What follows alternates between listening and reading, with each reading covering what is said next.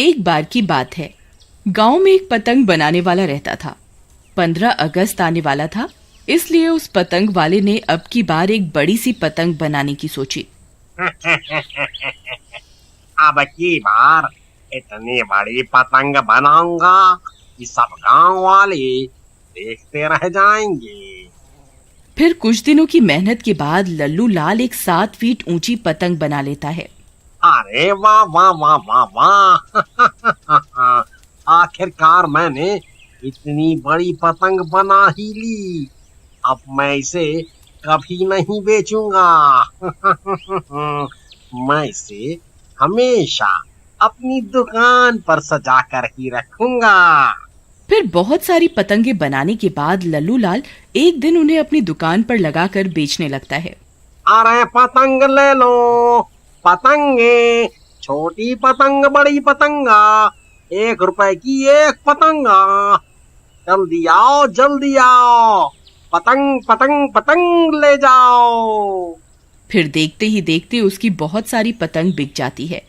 तभी 3 मनचले उसकी दुकान पर आते हैं। वे सब उस बड़ी पतंग को देखकर चौंक जाते हैं। अरे लल्लू भाई, ये छोटी पतंग छोड़ो, वो बड़ी वाली पतंगा कितने में दोगे, ये बताओ। अरे नहीं नहीं भाई, वो बड़ी पतंग बेचने के लिए नहीं है, इसे तो मैं खुद 15 अगस्त को उड़ाऊंगा। फिर मुन्ना के बहुत कहने के बाद भी लल्लू लाल उसे पतंग नहीं बेचता और मुन्ना गुस्से से वहाँ से चला जाता है। फिर रात होने पर वो तीनों दोस्त उसकी दुकान में घुस जाते हैं और वो पतंग चुरा लेते हैं। इस पतंग को सिर्फ मैं ही उड़ाऊंगा। फिर अगले दिन वो तीनों दोस्त मिलकर एक मैदान में उस पतंग को उड़ाने की तैयारी करने लगते हैं। अरे उस्ताद, ये पतंग तो वाकई में बहुत बड़ी है। मुझे तो लगता है इस पतंग के साथ साथ मैं भी हवा में उड़ सकता हूँ। ओकी भाई, वैसे ख्याल बुरा नहीं है। ये पतंग अपने साथ एक आदमी को हवा में उड़ा सकती है। तभी वहाँ से एक लड़की गुजर रही होती है। ओ मेरी रानी, इधर जा रही हो? तेरी इतनी हिम्मत, रुक तुझे अभी बताती हूँ। फिर नीलम मुन्ना को एक तमाचा जड़ देती है। मुन्ना गुस्से में आ जाता है। तेरी इतनी हिम्मत, मुझे मारती है? रुक, तुझे अभी बताता हूँ। फिर वो तीनों नीलम को पकड़ लेते हैं। उस्ताद, मैं तो कहता हूँ इसे पतंग के साथ बांधकर हवा में उड़ाते हैं, मजा आ जाएगा। फिर वो तीनों मिलकर नीलम को पतंग के साथ बांध देते हैं। अरे नास मिटो, ये क्या कर रहे हो? मेरी जान लेना चाहते हो क्या? अरे मर गई रे। फिर रॉकी और बबलू पतंग का एक कोना पकड़कर खड़े हो जाते हैं और मुन्ना को कन्नी देने लगते हैं। उस्ताद, हवा सही चल रही है, हम पतंग को ऊपर की ओर छोड़ेंगे, आप इसकी डोर खींच देना। फिर वो दोनों पतंग को ऊपर की ओर छोड़ देते हैं और मुन्ना डोर खींच देता है और पतंग हवा में उड़ने लगती है। अरे वाह वाह वाह उस्ताद, पतंग तो सच में हवा में उड़ने लगी। अरे वाह वाह, आज तो मजा ही आ गया। अरे मर गई रे, कोई मुझे बचाओ बचाओ। अरे नास मिटो, मुझे नीचे उतारो। हे भगवान, ये मैं कहाँ फंस गई।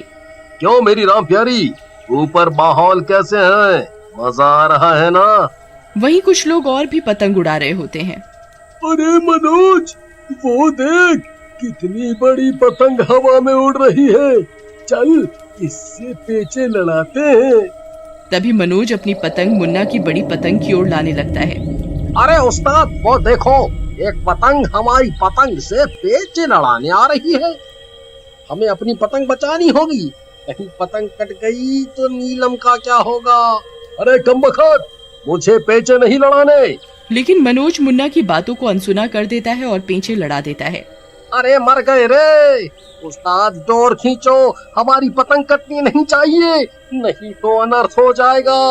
अरे नास मिटे, जल्दी डोर को खींच, अगर मैं कट गई तो आज नहीं बचूंगी। तभी मनोज मुन्ना की पतंग काट देता है। अरे मर गई रे, अरे कोई मुझे बचाओ। तभी पतंग तेजी से नीचे की ओर आने लगती है और धड़ाम से जमीन से टकराती है और जोर से चीखने की आवाज आती है। वो तीनों बहुत डर जाते हैं। अरे उस्ताद, नीलम का क्या हुआ होगा? कहीं वो मर तो नहीं गई?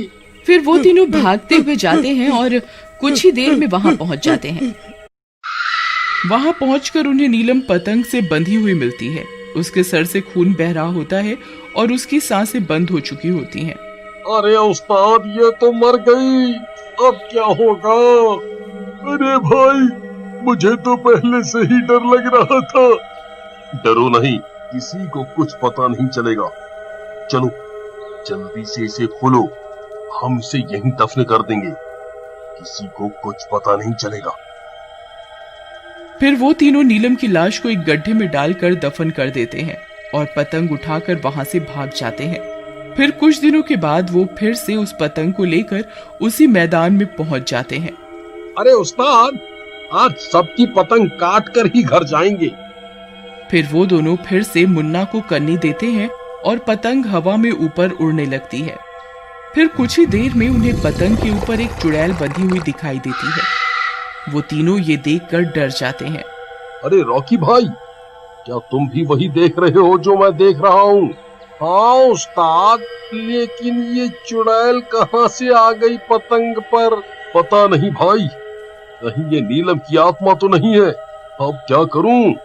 मुन्ना भाई, एक काम करो, पतंग की डोर छोड़ो और चलो जल्दी यहाँ से निकलते हैं। फिर जैसे ही मुन्ना पतंग की डोर छोड़ने लगता है, वो डोर उसके हाथों में लिपट जाती है। अरे उस्ताद, क्या कर रहे हो? जल्दी डोर छोड़ो और भागो यहाँ से, नहीं तो ये चुड़ैल किसी को जिंदा नहीं छोड़ेगी। अरे रॉकी भाई, ये डोर तो छूट ही नहीं रही, ये तो मेरे हाथों से लिपटी ही जा रही है। अब क्या करूं, क्या करूं? तभी वो पतंग मुन्ना को अपने साथ खींचने लगती है। अरे मेरी मदद करो, ये पतंग तो मुझे खुद के साथ खींच रही है। फिर मुन्ना की मदद करने के लिए राहुल और रॉकी भी डोर को पकड़ लेते हैं और तीनों खींचे चले जाते हैं। अरे मर गए रे उस्ताद, ये डोर तो मेरे हाथों से भी लिपट गई है। अब क्या करूं? फिर देखते ही देखते पतंग उन्हें अपने साथ हवा में उड़ाकर ले जाती है। अरे मर गए रे भाई मम्मी, हम नहीं बचने वाले। अरे चुड़ैल जी, हमें छोड़ दो, हमसे गलती हो गई। आई मम्मी। मुन्ना भाई, हम तो आसमान में उड़ रहे हैं भाई। आई मम्मी। नीलम, हमें माफ कर दो, हमसे गलती हो गई। तुम्हें माफ कर दूं? तुम्हारी वजह से मेरी जान गई। तुमने मुझे इस पतंग के साथ बांधा था, तुम तीनों की वजह से मेरी जान गई है। अब तुम तीनों भी मरोगे। अरे उस्ताद, अब क्या करें? अगर यहाँ से नीचे गिरे तो हम नहीं बचने वाले।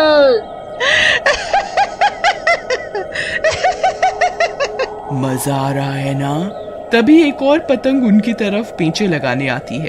अरे मर गए रे। वो देखो उस्ताद, एक पतंग इसी ओर हमसे पेचे लड़ाने आ रही है। आई मम्मी, अब क्या होगा?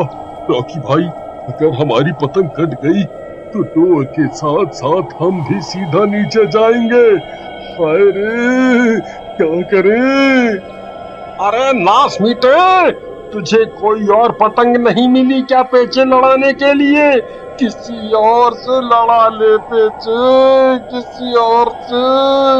तभी वो पतंग तेजी से आती है और उनकी डोर काटती हुई निकल जाती है और वो तीनों तेजी से नीचे की ओर गिरने लगते हैं। अरे मर गए रे, अब हम नहीं बचने वाले। आई मम्मी, आई। अरे कोई तो हमें बचा लो। अरे चुड़ैल जी, हमसे गलती हो गई, हमें माफ कर दो। तभी वो चुड़ैल पतंग के साथ वहां पहुंच जाती है और उन तीनों को जमीन पर गिरने से बचा लेती है। अरे बच गए रे। रॉकी भाई, इसने हमें बचा लिया। चुड़ैल जी, आपका बहुत बहुत शुक्रिया। हम हाथ जोड़कर आपसे माफी मांगते हैं, हमें माफ कर दो। मैं तुम्हें माफ कर दूंगी, लेकिन मेरी एक शर्त है। अब से तुम्हें उन सब लोगों को जागरूक करना होगा कि इस पतंग के मांझे से हर साल बहुत से पक्षियों की जान चली जाती है। अगर तुम लोगों को इसके बारे में जागरूक करोगे तो मैं तुम्हें कोई नुकसान नहीं पहुंचाऊंगी। ठीक है चुड़ैल जी, हम ज्यादा से ज्यादा लोगों को इसके बारे में जागरूक करने की कोशिश करेंगे। फिर वो चुड़ैल वहाँ से गायब हो जाती है।